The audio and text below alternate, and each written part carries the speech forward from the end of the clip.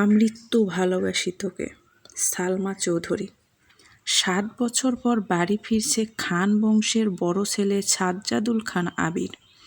বাড়ি ফিরছে বললে ভুল হবে, বিদেশ থেকে দেশে ফিরছে আবির।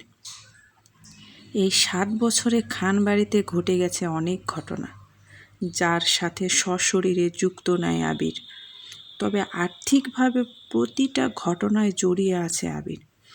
আবিরের বাবা চাচা মিলে ৩ জন। আবিরের বাবা সবার বড়, নাম আলী আহমেদ খান। তানভীরের বাবা মেজো, নাম মোজাম্মেল খান। ছোট চাচুর নাম ইকবাল খান। আবির তার বাবা মায়ের একমাত্র ছেলে। মেজো চাচা মানে মোজাম্মেল খানের এক ছেলে এক মেয়ে। ছেলের নাম তানভীর খান, মেয়ের নাম মাহাদিবা খান মেঘ। ছোট চাচুরও এক ছেলে এক মেয়ে, মিম আর আদি। এখনও তারা এলাকায় যৌথ পরিবারের মধ্যে শ্রেষ্ঠ। সকলের প্রাণ যেন এক সুতোয় বাঁধা। ৫ ভাই বোনের মধ্যে আবির সকলের চোখের মণি। আবিরের জন্মের পর তার বাবা মা দ্বিতীয় সন্তান নেওয়ার কথা কল্পনাও করেনি। এসএসসি পর্যন্ত আবির বাড়িতেই ছিল। সে ছিল সকলের চোখের মণি। আবিরের চাঞ্চল্যে মেতে থাকত খান বাড়ি। আচমকায় যেন পরিবেশটা পাল্টে গেল।